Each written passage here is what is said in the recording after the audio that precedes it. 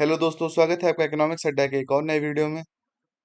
इस वीडियो में हम यूजीसी नेट दिसंबर 2024 के इकोनॉमिक्स के कुछ क्वेश्चंस को सॉल्व करने की कोशिश करेंगे। चलिए स्टार्ट करते हैं। तो पहला क्वेश्चन कह रहा है कि पॉपुलेशन के एस्पेक्ट में डेमोग्राफिक डिविडेंड क्या है। तो ये होगा an increase in share of working age population. Working age population क्या होती है? 15 से 64 ईयर के बीच में जितने भी लोग हैं उनको कहते हैं वर्किंग एज पॉपुलेशन। ठीक है।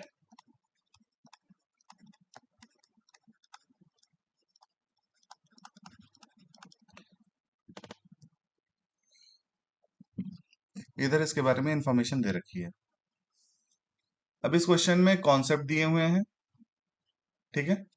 इनको क्रोनोलॉजिकल ऑर्डर में बैठाना है from oldest to latest. Primitive socialist accumulation ये 1920s के आसपास था। दूसरा डेवलपमेंट ऑफ डिस्पोजिशन ये 1990s के आसपास। एकुमुलेशन ऑफ डिस्पोजिशन ये 2000। प्रिमिटिव कैपिटलिस्ट एकुमुलेशन ये किसने दिया था? कार्ल मार्क्स ने 1867। अब नेक्स्ट है नाइफ एज इंस्टेबिलिटी। ये हैरेट के मॉडल का पार्ट है। ठीक है। ये आया था 1939 में। इसको अरेंज कर लेते हैं। तो पहला होगा डी ए ई फिर सी लास्ट में होगा और बी होगा। तो ये हो जाएगा हमारा D A E C B.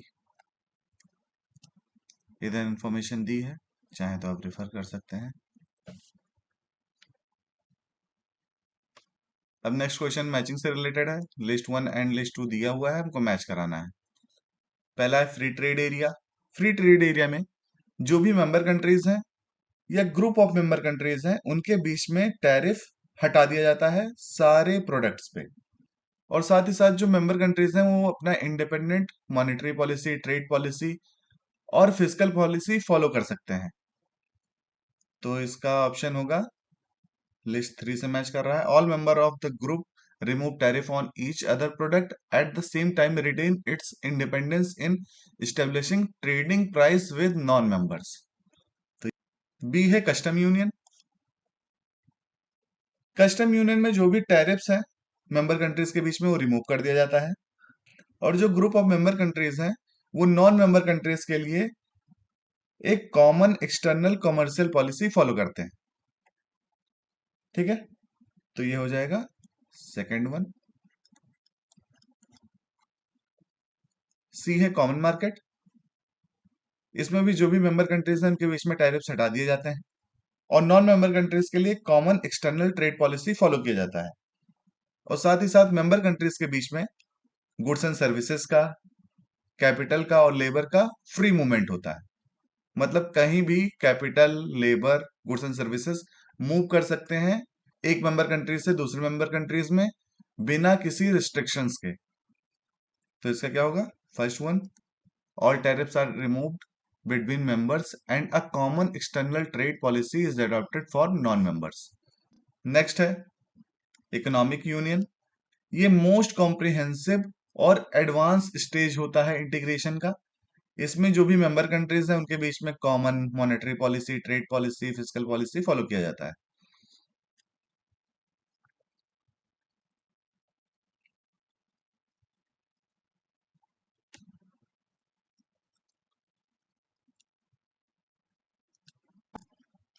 Next कुछ थ्योरीज दी हुई हैं, इनको हमको क्रोनोलॉजिकल ऑर्डर में बैठाना है स्टार्टिंग फ्रॉम अर्लीस्ट। तो Cambridge version of quantity theory of money, इसके प्रोपाउंडर थे एसी फिगू और इन्होंने दिया था 1970s में। ठीक है। इसका था money demand is equal to K V Y. Baumol's theory of demand for money, ये विलियम बोमल ने दिया था 1952 में। Fisher's version of quantity theory of money, ये इरविन फिशर ने दिया था 1911 में। Tobin theory of demand for money, ये जेम्स टॉबिन ने दिया था कब, 1958 में। C A B and D, CABD, ठीक है। इधर इंफॉर्मेशन दी हुई है क्वेश्चन से रिलेटेड। अब नेक्स्ट क्वेश्चन में पूछ रहा है कि टाइम सीरीज में अगर हम यूनिट रूट टेस्ट करेंगे तो नल हाइपोथेसिस क्या होगा, ठीक है। अब जैसे कि हमको पता है अगर यूनिट रूट टेस्ट हम निकालेंगे टाइम सीरीज में तो नल हाइपोथेसिस क्या होता है, डेटा आर नॉन स्टेशनरी। ये इसलिए होता है क्योंकि इसको हमको रिजेक्ट करना होता है, हमको स्टेशनरी डेटा चाहिए, तो हम नल हाइपोथेसिस नॉन स्टेशनरी मान के चलते हैं। और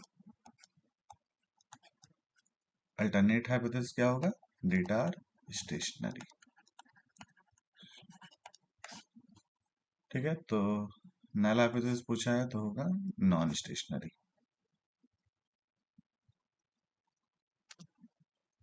नेक्स्ट क्वेश्चन कह रहा है कि अगर किसी प्रॉपर्टी को ओवर यूज किया जाए, मतलब उसके जो सहने की क्षमता है, जो कैरिंग कैपेसिटी है,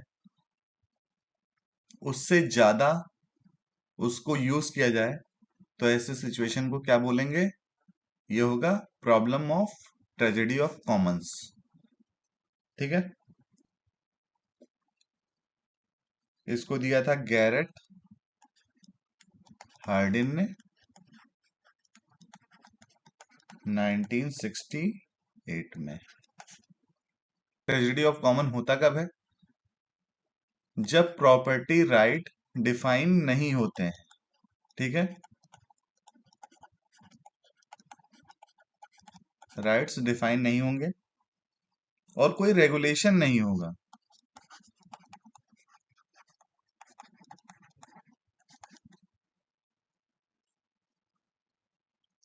अब ये क्वेश्चन हेशियन मैट्रिक्स से रिलेटेड है। अब हमको इसमें कंडीशन फॉर एक्सट्रीमम बताना है। एक्सट्रीमम मतलब मैक्सिमम और मिनिमम की कंडीशन क्या होगी हेशियन मैट्रिक्स में। तो मैक्सिमम की कंडीशन होगी H2 is greater than 0 and H3 is less than 0। ये कंडीशन होगी मैक्सिमम की। मिनिमम की कंडीशन क्या होगी, H2 less than 0, H3 is less than 0। ये होगी मिनिमम की कंडीशन। अब इस क्वेश्चन के लिए केवल समझ लेते हैं हम कि हेशियन मैट्रिक्स होता क्या है। हेशियन मैट्रिक्स एक स्क्वायर मैट्रिक्स होता है जो सेकंड ऑर्डर पार्शियल डेरिवेटिव से बनता है। मतलब अगर आपके पास एक फंक्शन है जो दो या दो से ज्यादा वेरिएबल पे डिपेंड करता है, तो हेशियन मैट्रिक्स उस फंक्शन की कर्वेचर या शेप को दिखाता है।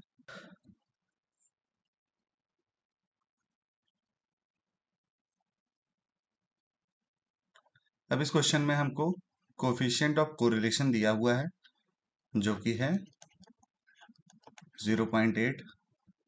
अब बताना है कि अब बताना है हमें कि इन सारे स्टेटमेंट में से कौन सा स्टेटमेंट सही है। अब जो भी स्टेटमेंट इसमें लिखा है वो वेरिएशन और एक्सप्लेन की बात कर रहा है, तो इसलिए हमको कोफिशिएंट ऑफ डिटर्मिनेशन निकालना होगा जो कि होता है कोफिशिएंट ऑफ कोरिलेशन का स्क्वायर, ठीक है। मतलब स्मॉल आर, मतलब स्मॉल आर इक्वल टू 0.8 का स्क्वायर, हो जाएगा 0.64। ये 0.64 है क्या, ये कह रहा है कि एक्स वाई के 64% ऑफ वेरिएशन को डिफाइन कर रहा है। ठीक है। अब इस क्वेश्चन में कुछ popular microeconomics school of thought दिए हुए हैं। हमको बताना है कि कौन सा स्कूल ऑफ थॉट का स्टेटमेंट सही है। ए है, the new Keynesian assumes rational expectation and market imperfection and highlight the role of aggregate demand। मतलब जो न्यू केन्शियन है वो मानते हैं रेशनल एक्सपेक्टेशन को, मार्केट इम्परफेक्शन को और एग्रीगेट डिमांड के रोल को। बात सही है, तो ये स्टेटमेंट सही है। दूसरा है, monetarist assume rational expectation, non competitive market and highlight the role of monetary policy. ये रेशनल एक्सपेक्टेशन में यकीन नहीं रखते हैं। इनका मानना था, इनकी थ्योरी बेस्ड थी एडाप्टिव एक्सपेक्टेशन पे।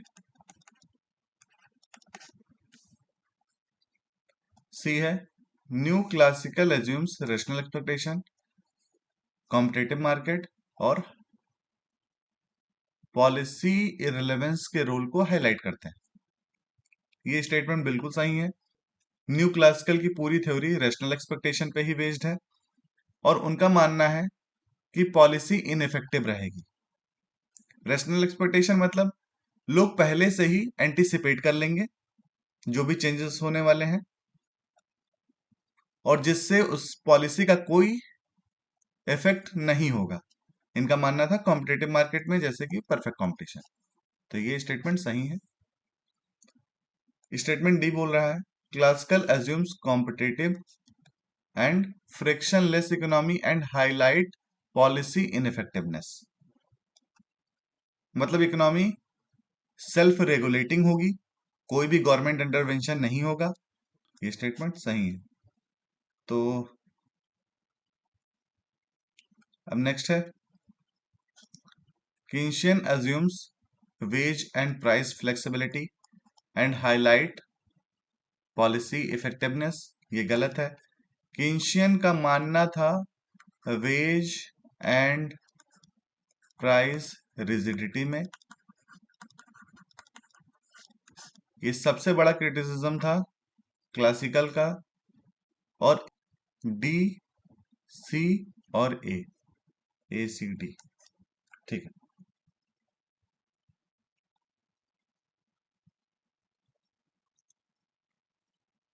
अब इस क्वेश्चन में 3 इक्वेशन दिए हुए हैं।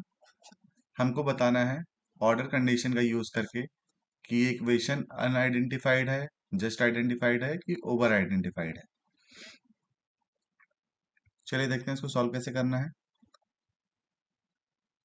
इसके लिए एक फॉर्मूला यूज होता है जो है k minus g is equal to m minus 1। अगर लेफ्ट हैंड साइड ज्यादा होगा राइट हैंड साइड से तो ये होगा कंडीशन किसका, ओवर आइडेंटिफाइड का। अगर बराबर होगा तो ये होगा जस्ट या एग्जैक्टली आइडेंटिफाइड। और अगर लेस देन होगा तो क्या होगा, ये होगा अनआइडेंटिफाइड।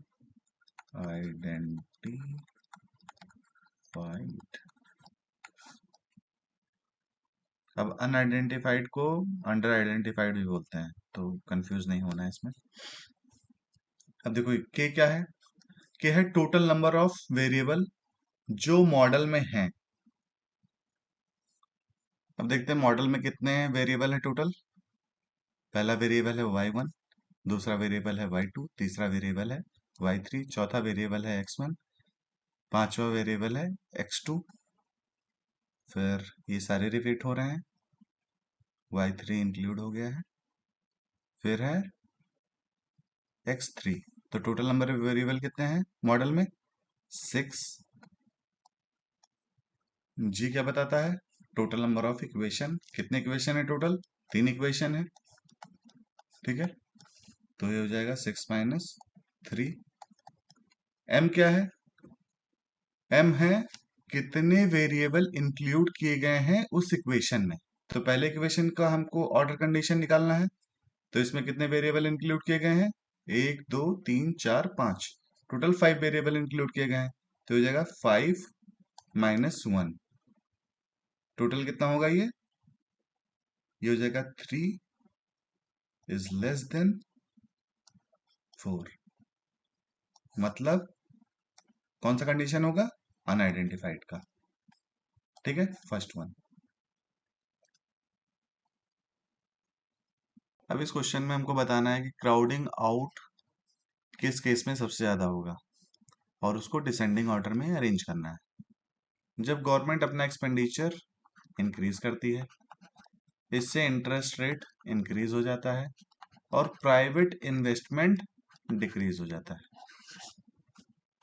ठीक है, यही है क्राउडिंग आउट इफेक्ट कि गवर्नमेंट के एक्सपेंडिचर बढ़ाने से प्राइवेट इन्वेस्टमेंट डिक्रीज होना। अब देखते हैं हम कौन से केस में सबसे ज्यादा क्राउडिंग आउट इफेक्ट होगा।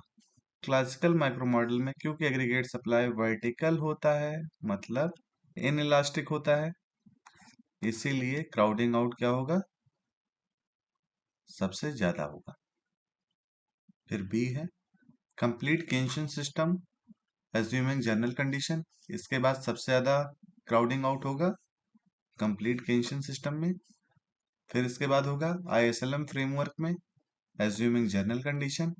सबसे कम होगा crowding out simple Keynesian model में, क्योंकि इसमें जो एग्रीगेट सप्लाई है वो हॉरिजॉन्टल होता है। ठीक है, ये एग्रीगेट डिमांड है, एग्रीगेट सप्लाई। तो इसका ऑप्शन होगा ABCD। सबसे ज्यादा, फिर उससे कम, फिर उससे कम, सबसे कम। इधर एक्सप्लेनेशन दिया हुआ है, चाहे तो आप रेफर कर सकते हैं। अब इस क्वेश्चन में हमको बताना है कि क्या ट्रू है इंटरनेशनल मॉनेटरी सिस्टम के कॉन्टेक्स्ट में। ठीक है, गोल्ड गोल्ड एक्सचेंज स्टैंडर्ड सही है। ओपेक नहीं। ब्रेटन वुड सिस्टम ने ही क्रिएट किया है इनका फ्रेमवर्क, तो इसीलिए yes Brayton would system. Law of one price ये भी सही है। लॉ ऑफ वन प्राइस कहता है कि कॉमन करेंसी में अगर हम बात करें, एफिशिएंट मार्केट में आइडेंटिकल गुड की प्राइसेस सेम होनी चाहिए। ठीक है, ये है Asian development bank, not related, तो होगा ACD।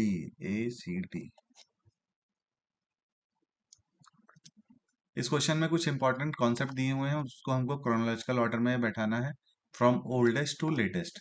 पहला है adaptive expectation hypothesis by Friedman. इसको फ्रीडमैन ने यूज किया था 1957 में। ठीक है, ध्यान देने वाली बात इसमें यह है कि एडाप्टिव एक्सपेक्टेशन फ्रीडमैन ने पॉपुलराइज किया था। इस कॉन्सेप्ट को दिया था फिलिप कैगन ने 1956 में। ठीक है, नाम क्या था इनका? फिलिप कैगन। दूसरा है रिलेटिव इनकम हाइपोथेसिस बाय ड्यूजनबेरी। ड्यूजनबेरी ने दिया था ये कॉन्सेप्ट 1949 में। स्टिग्लिट्ज ने 1984 में। ठीक है, और लूकस का हम सबको पता है 1972 में, और कैल्की का था 1933 के आसपास था इनका। ठीक है, ये भी फिर सही है, बट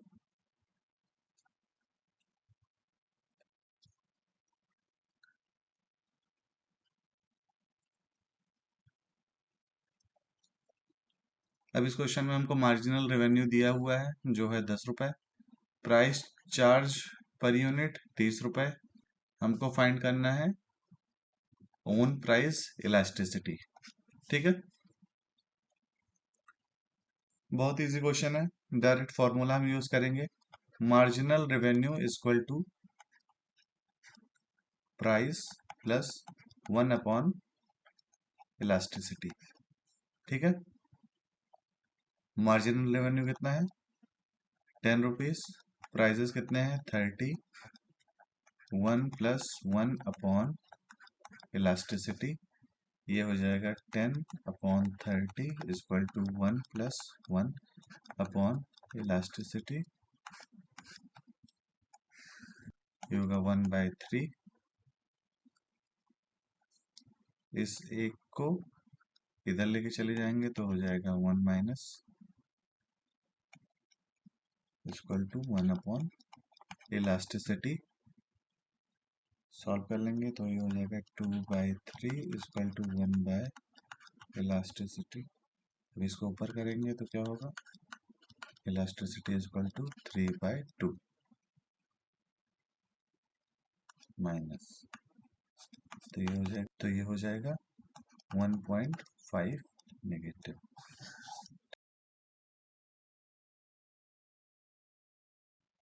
अब इसको भी हमको क्रोनोलॉजिकल ऑर्डर में बैठाना है, from earlier to present.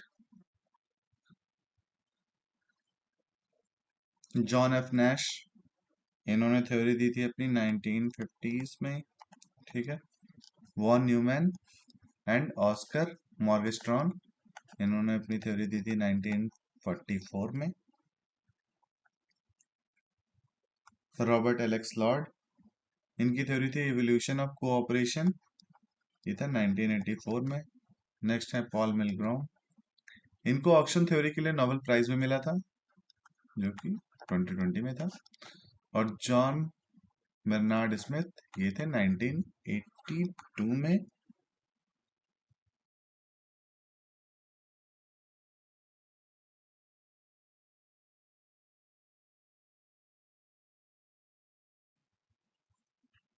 केन्सियन system में अगर हम मनी सप्लाई इंक्रीज कर देंगे तो demand for good and services increase होगा किस रेट से, तो demand for goods and services कैसे बढ़ेगा ये हमको बताना है। क्वेश्चन में बोल रहा है मनी सप्लाई इंक्रीज हो गई है।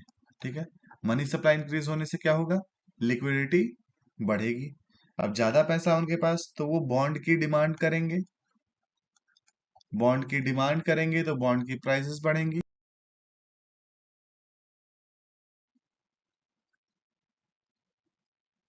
बॉन्ड की प्राइसेस बढ़ेंगी। अब हमको पता है बॉन्ड की प्राइसेस और इंटरेस्ट रेट में इनवर्स रिलेशनशिप होता है। मतलब बॉन्ड की प्राइसेस जब बढ़ेंगी तो इंटरेस्ट रेट क्या होगा, कम होगा। इंटरेस्ट रेट कम होगा तो कॉस्ट ऑफ बोरोविंग कम हो जाएगी। कॉस्ट ऑफ बोरोविंग कम होगी तो बिजनेसमैन ज्यादा लोन ले सकेंगे और लोग गुड्स एंड सर्विसेज पे ज्यादा खर्च करेंगे, जिससे क्या होगा, इकोनॉमी में ओवरऑल स्पेंडिंग बढ़ेगी। ठीक है, मतलब एग्रीगेट डिमांड बूस्ट करेगा। इंक्रीजिंग कंजम्पशन भी है रियल बैलेंस इफेक्ट नहीं। दूसरा increasing bond demand thereby reducing interest rate, bond का डिमांड बढ़ेगा और इंटरेस्ट रेट कम होगा, सही है ये। Reducing bond demand and thereby reducing interest rate, ये गलत होगा। Increasing real base transaction demand कोई इफेक्ट नहीं है, तो क्या होगा, सेकंड वन। ये क्वेश्चन बहुत सिंपल है, कह रहा है नेशनल इनकम स्टैटिस्टिक कौन कैलकुलेट करता है, मतलब कौन कंप्यूट करता है, सेंट्रल स्टैटिस्टिकल ऑर्गेनाइजेशन मतलब CSO।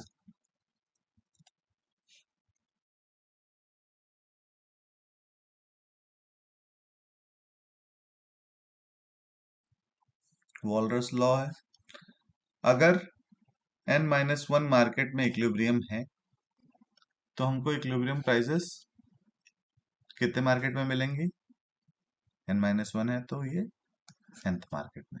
इसका एक्सप्लेनेशन इधर दिया हुआ है कि मतलब अगर हमको n मार्केट में इक्विलिब्रियम स्टैब्लिश करना है तो हमको सिर्फ n-1 मार्केट को टारगेट करना होगा, जिससे nth मार्केट तक इक्विलिब्रियम पहुंच जाएगा। ठीक है, बहुत सिंपल सा क्वेश्चन है। कह रहा है कि जीडीपी कैसे कैलकुलेट होगी। ठीक है, ये जीडीपी बाय क्या है, एक्सपेंडिचर मेथड। क्या कहता है, consumption plus investment plus government expenditure plus net export. ठीक है,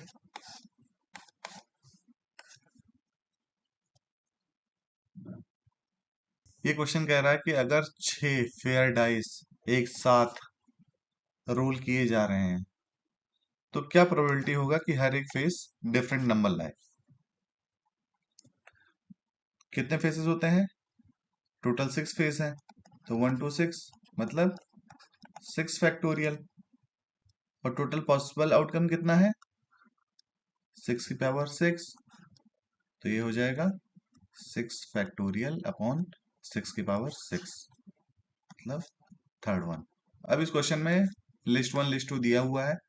यूनिट रूट टेस्ट स्टेशनैरिटी, ठीक है, ये थर्ड हो जाएगा। कंटिजेंसी टेबल कहाँ यूज होता है, काई स्क्वायर में। फोर्थ, रिग्रेशन कोफिशिएंट, ये होगा स्टूडेंट टी टेस्ट दूसरा। और auto correlation Durbin Watson test, मतलब फर्स्ट वन। तो ये होगा 3 4 2 1, 3 4 2 1 3 4, ठीक है, सेकंड वन। इधर एक्सप्लेनेशन दिया हुआ है, चाहे तो आप देख सकते हैं। अभी क्वेश्चन कह रहा है कि पार्क या सीनिक ब्यूटी की वजह से अगर हाउसेस के प्राइसेस में चेंज आएगा तो उसे किस मेथड से कैलकुलेट करेंगे, हेडोनिक प्राइसिंग मेथड से कैलकुलेट करेंगे। ठीक है, अब देख लेते हैं कि ट्रेवल कॉस्ट मेथड क्या होता है। ये यूज होता है रिक्रिएशनल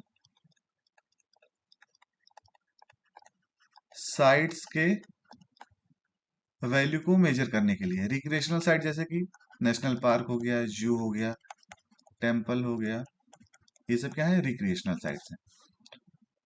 तीसरा है प्रोडक्शन फंक्शन मेथड। ये मेथड तब यूज होता है जब प्रोडक्शन का इफेक्ट एनवायरनमेंट पर डायरेक्ट होता है। कंटिंजेंट वैल्यूएशन मेथड, ये लोगों की हाइपोथेटिकल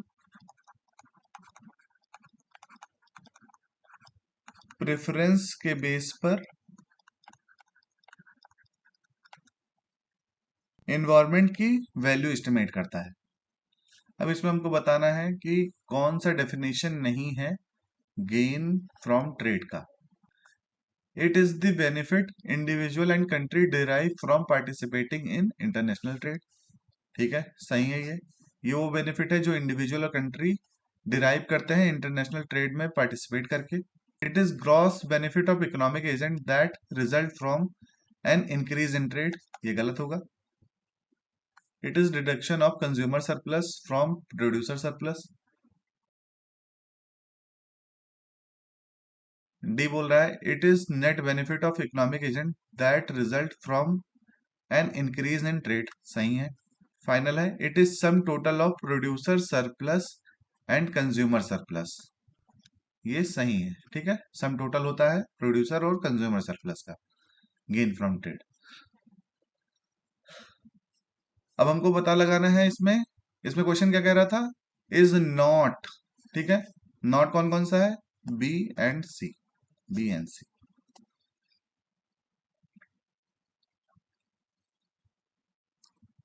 अब इस क्वेश्चन में लिस्ट 1 लिस्ट 2 दिया हुआ है, हमको मैच कराना है।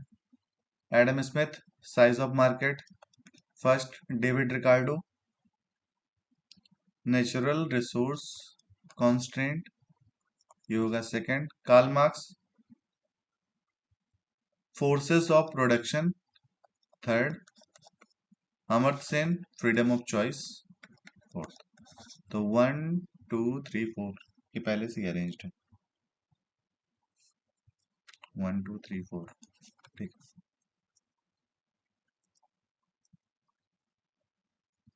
अब इस क्वेश्चन में हमको अरेंज करना है फ्रॉम अर्लियर टू लेटेस्ट।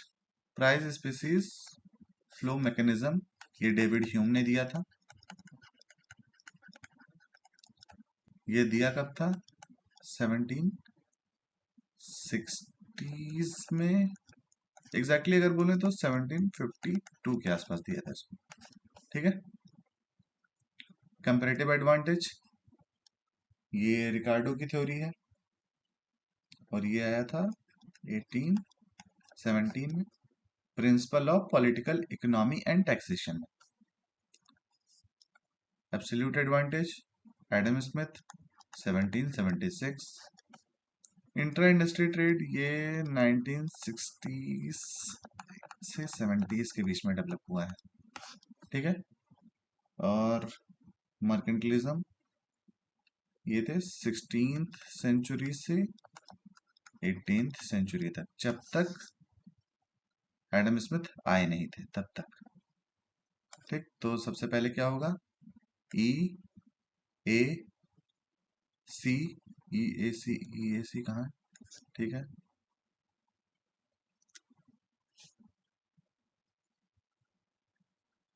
तो जर्नलाइज्ड लीस्ट स्क्वायर मेथड कौन कौन से केसेस में यूज होगा? ऑटो कोरिलेटेड डिस्टरबेंस टर्म है अगर, तो तब यूज होगा। सही है। Multi collinearity among explanatory variable नहीं काम करेगा। सी हेट्रोसिडास्टिक डिस्टरबेंस, ठीक है, जीएलएस यूज किया जा सकता है इसमें। ओवरफिटेड मॉडल ना, इनकरेक्ट फंक्शनल फॉर्म नहीं होगा। ए सी ए सी ए सी। अब ये क्वेश्चन कह रहा है मार्जिनल एफिशिएंसी ऑफ कैपिटल और मार्जिनल एफिशिएंसी ऑफ इन्वेस्टमेंट कब कन्वर्ज करेगा परफेक्टली? जब नेट रेट ऑफ इन्वेस्टमेंट क्या होगा? जीरो होगा। ठीक है।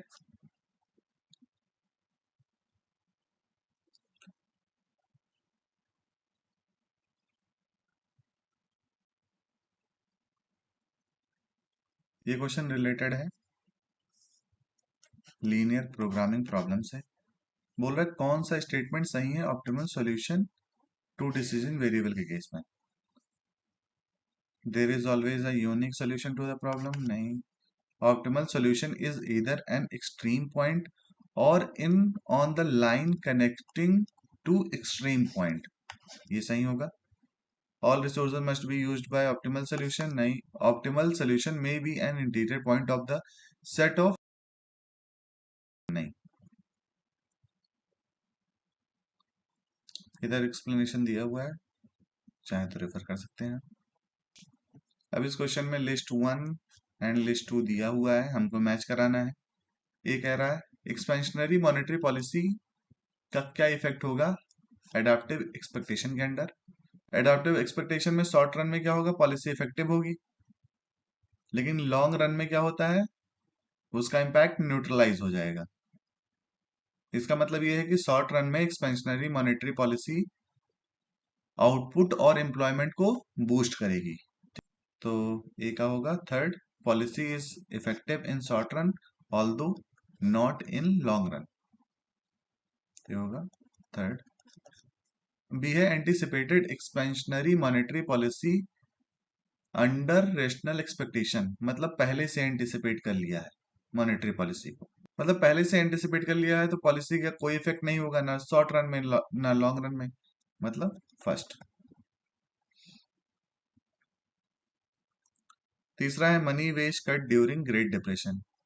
मनी वेज जब कट किया गया ग्रेट डिप्रेशन में तो उसका क्या इम्पैक्ट हुआ?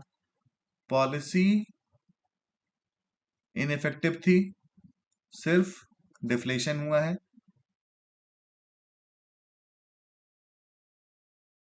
The presence of sizeable menu cost, policy क्या है? इफेक्टिव होगी, नो जर्नल इन्फ्लेशन और डिफ्लेशन। Fourth one.